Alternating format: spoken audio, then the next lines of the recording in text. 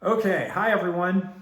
Welcome to week 5. I'm filming this video from my home, and I had this great idea that I would go outside and film it out in the woods, just like Mark Weiser said, that there's so much information at our fingertips in a walk in the woods, and yet we never feel overwhelmed. Well, I felt overwhelmed because it's super windy out and my phone kept falling all over the place. So instead, we're just going to be in my house. It's a little echoey today. Sorry about that. Just to introduce you all to week 5 and what's coming up next in this week. So this week is actually, I think, a little bit of a fun week. I think it's a little bit of a fun week. We've got a little bit of creative work that you can do and a little bit of coding. We're going to take a little bit of a break on our high track, our academic track, because we've seen 3 papers that were important for the development of ubiquitous computing. And now we're going to focus a little bit on the plumbing and the technology of our game in particular. Like, this is the first week where we're actually going to start engaging with the programming assignment that is the capstone of this project. So this week is all about responsive design, fonts, and Bootstrap. Bootstrap is a library that's built on top of CSS primarily, and also a little bit of JavaScript. And it provides a lot of really easy ways to put standard web elements in a web page if you're prototyping some kind of a web-based interaction, which is what we're going to be doing. So hopefully by the end of this week, we're going to talk about fonts, some of the legal restrictions on fonts, some of the ways that we can introduce fonts into our web pages in a way that gives us a lot of creative aesthetic choices along those lines. The font system that we're going to use is going to be Google Web Fonts, and that is something that we include in HTML with some special code, and we'll talk a little bit about that and how that works. We're also going to introduce something that's very technical and possibly the most difficult technical plumbing of this course, which is source code management. Source code management is a generic term for a bunch of pieces of software like Mercury or Bitbucket. But in particular, what we're going to use it for is Git, G-I-T, and the web-based interface to it called GitHub. These are both, Git is a program for managing lots of files on your computer, and GitHub is a cloud-based service that helps you manage those files on the cloud. GitHub is a little bit like Dropbox, if you've ever used that, but it's specifically tuned and has lots of features for developing source code. So we're going to use that.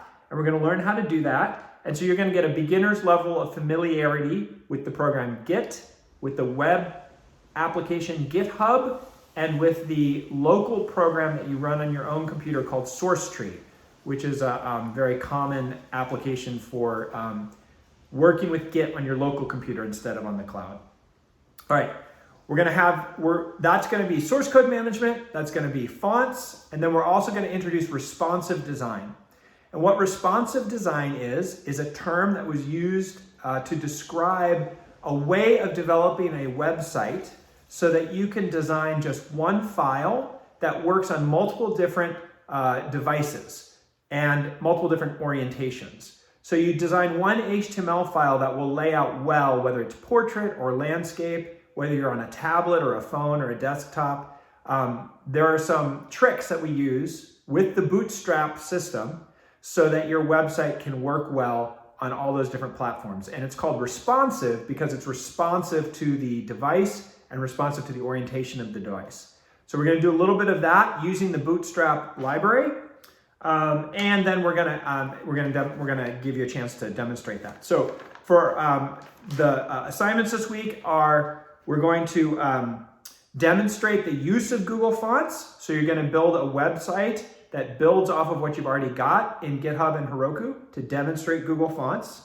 You're also going to demonstrate the use of Bootstrap by building another HTML file on the GitHub and Heroku system that you already have, demonstrating Bootstrap. You're going to demonstrate the ability to use Git and SourceTree. And then the last thing that we're going to do this week is we're going to read the rules of Reversi or Othello, the game that we're going to be creating, to make sure that you understand what we're getting into here. Along with that, we're going to start making the assets for that game. The first assets that we're going to make are 4 image files. An image for the white token that's used in Reversi, an image for the black token that's in the game reverse-eye. And then we're also going to have you do 2 animations, one of the token going from white to black and one from the token going from black to white. Now you can use any program that you're familiar with to make these images and animations. There are web-based paint programs that'll do it. You can do it in Photoshop. I think you can do it in Figma too if you know what you're doing.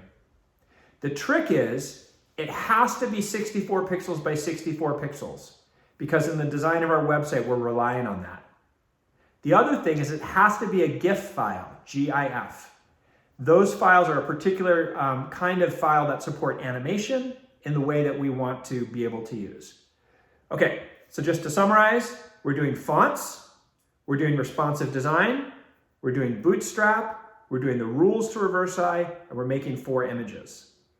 I guess the last thing that I want to say is, although reverse-eye is a game where you have white circle tokens and black circle tokens, you are welcome to change that aesthetic. And actually now is a good time to think about that. If instead of having white color versus black color, you'd like to have some other kind of complementary teams, you're welcome to do that now.